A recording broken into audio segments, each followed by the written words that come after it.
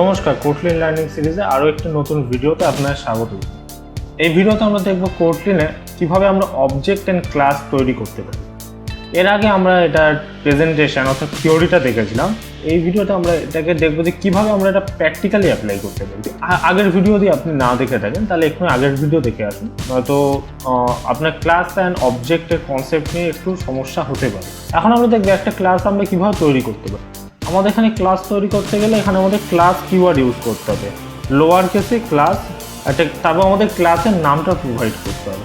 এখানে আমি কী নাম দিচ্ছি, এখানে আমি মোবাইল ফোন নামে বা স্মার্টফোন নামের একটা আমি ক্লাস তৈরি করছি, যেখানে আমরা বিভিন্ন স্মার্টফোন রিলেটেড ডেটা স্টোর করবো। এখানে আমি স্মার্টফোন দিচ্ছি।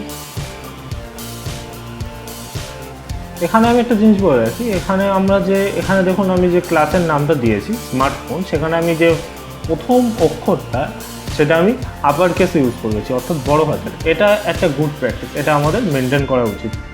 ক্লাসের নাম যখন আমরা শুরু করবো তখন আমাদের আপার কেসে দেওয়া উচিত। এই ক্লাসের নাম দেওয়ার পর আমাদের প্যারেনথেসিস লাগাতে হবে।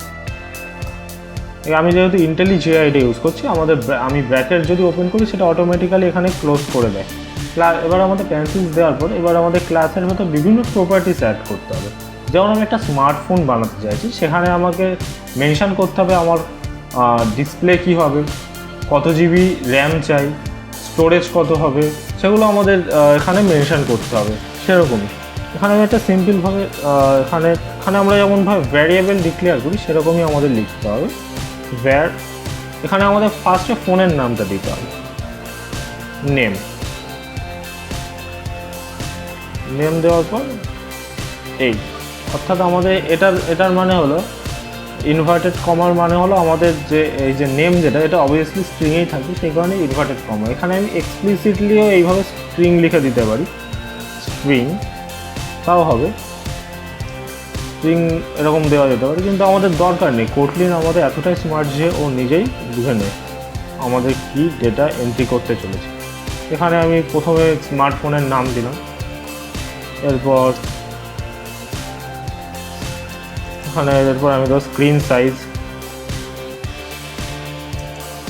সাইজ এটা আমাদের ইন্টে থাকবে, সেহেতু আমি এখানে 0 করে দিচ্ছি আপাতত। যখন আমরা অবজেক্ট তৈরি করব তখন আমরা এখানে এই ডেটাগুলোকে অ্যাড করব। তারপর আর একটা নিলাম স্টোরেজ, এটাও ইন্টিজার হবে।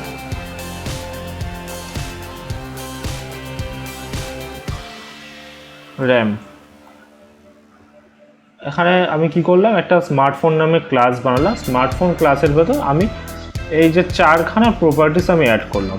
প্রপার্টিগুলো কি কি, name, screen size, storage, RAM, এগুলো আমাদের একটা স্মার্টফোনের প্রপার্টিস। একটা স্মার্টফোন বানাতে আরও অনেক জিনিসই লাগে, সেগুলো আমরা এখানে অ্যাড করলাম না, আমরা এখানে শিখছি, সেই কারণে এই কটাই প্রপার্টিস আমরা অ্যাড করলাম। এবার আমরা সাকসেসফুলি একটা ক্লাস বানিয়ে ফেললাম। এবার এই ক্লাসের আমরা অবজেক্ট বানাবো। কীভাবে অবজেক্ট বানাবো, এখানে আমি এখন মেন ফাংশানে ঢুকছি। আমরা এতক্ষণ মেন ফাংশনের বাইরে ছিলাম। মেন যেমন আমরা নর্মালি লিখতাম, এটা নিয়ে কোনো চিন্তা করার দরকার না, এটা কোনো ব্যাপার না। এখানে আমি এই স্মার্টফোন ক্লাসে আমি একটা অবজেক্ট বানাতে চলেছি। অবজেক্ট কীভাবে বানাবো, হ্যাঁ স্মার্টফোন, অর্থাৎ আমাদের কোনো স্মার্টফোনের মডেল অ্যাড করতে হবে। মডেল কীভাবে অ্যাড করবো, আমি এখানে সিম্পলি একটা ফোন নিচ্ছি, ফোন ওয়ান, তারপর সেটার নেম যেখানে থাকবে, এই নেমটার যখন ফোন 1-এর প্রপার্টিসে যখন আমরা ডেটাগুলো এন্ট্রি করব তখন আমি ফোনের ম্যানুফ্যাকচারের নাম লিখে দেবো। তাহলে আমি একটা ফোন 1 নামে একটা ফোন নিচ্ছি। তাহলে এখানে আমাদের var phone 1 is equal to, আমাদের এবার ক্লাসের নামটা দিতে হবে। ক্লাসের নাম কী ছিল আমাদের, স্মার্টফোন দেওয়ার পর ব্র্যাকেট ওপেন অ্যান্ড ক্লোজ। তাহলে আমাদের এই স্মার্টফোন ক্লাসের ফোন 1 নামের একটা অবজেক্ট তৈরি হয়ে গেল।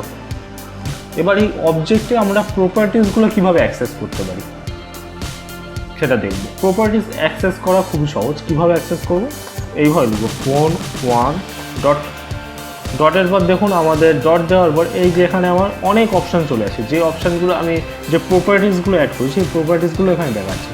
Name, screen size, storage, RAM. ফার্স্টে আমি নেম দিয়ে শুরু করছি, ট্যাব টিপে দিলে চলে আসবে। নেম ইজ ইকুয়াল টু, যেহেতু আমি এখানে ডবল কোটেশন ইউজ করেছি, এটা স্ট্রিং আছে সেই কারণে আমার এখানে ডবল কোটেশনেই লিখতে হবে জিনিসটা। নেম কি হবে?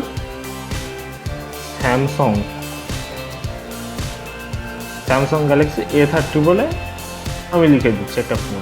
ফোনের নাম আমরা দিয়ে দিলাম, এখানে যে আমি নামটা দিলাম, এখানে আমাদের এই ফোন 1-এর নেম প্রপার্টির ভেতর গিয়ে সেই নামটা স্টোর হয়ে গেছে। এবার আমরা দেবো screen size, phone 1 dot screen size. Screen size কত? ধরে নিন আমি 5 ইঞ্চি দিলাম। এবার ফোন 1-এর আমরা কি দেবো? ফোন 1-এর স্টোরেজ ডট স্টোরেজ প্রপার্টিগুলো আমি এইভাবে অ্যাক্সেস করছি। স্টোরেজ কত? স্টোরেজ আমাদের ধরুন 128 GB। ফোন 1-এর এরপর আমাদের কি দেবো? RAM dot RAM. র্যাম কত? ধরুন 8 GB। আমি এই ফোন 1 সম্পর্কিত সমস্ত ডেটা এর প্রপার্টিসের ভেতর অ্যাড করে দিয়েছি। সিমিলারলি আমি এই ফোন যে আমাদের যে ফোন ক্লাস আছে, এটা আরও একটা আমি অবজেক্ট বানাতে পারি, where phone2 is equal to, এরপর আমাদের যে ক্লাস নেম দিতে হবে সেরকমভাবে smartphone bracket open and close. এরকমভাবে আমি ফোন 2-এর আমি প্রপার্টিসগুলো সেমভাবে আমি অ্যাক্সেস করতে পারি। নেম, এরকম নেম নোকিয়া দিলাম। এরকমভাবে আমি বিভিন্ন ডেটা আরও অ্যাড করতে পারি। এবার মনে করুন আমরা যে ফোন 1-এর যে আমাদের যে প্রপার্টিসগুলো আছে, ফোন 1-এর যে ডিটেলসগুলো আছে, সেগুলোকে আমরা অ্যাক্সেস করতে যাচ্ছি। অর্থাৎ আমরা চাইছি এটার যে এগুলো সব প্রিন্টএলএনের মাধ্যমে স্ক্রিনে প্রিন্ট হোক। কীভাবে আমরা প্রিন্ট করতে পারি? তাহলে আমরা সিম্পলি প্রিন্ট করব, প্রিন্টএলএন নেব, এরকমভাবে ফোন 1-এর যেহেতু করতে চাইছি, ফোন 1 ডট আমরা ফোন 1-এর যেটা প্রিন্ট করতে চাইছি, প্রথমে আমরা নাম প্রিন্ট করতে চাইছি, নেম প্রিন্ট হবে। আবার প্রিন্টএলএন ফোন 1 ডট স্ক্রিন সাইজ, তারপর আবার ফোন 1-এ আমরা স্টোরেজ প্রিন্ট করব, স্টোরেজ হলো। এরপর আমরা র্যামটা প্রিন্ট করব সিমিলারলি। এবার আমরা এরকম সব কটাই দিয়ে দিলাম, প্রিন্টএলএন লিখলাম এবং ফোন 1-এর যে প্রপার্টিসগুলো আছে সেগুলোর নাম দিয়ে দিলাম, সেগুলোকে আমরা যেহেতু অ্যাক্সেস করতে চাইছি।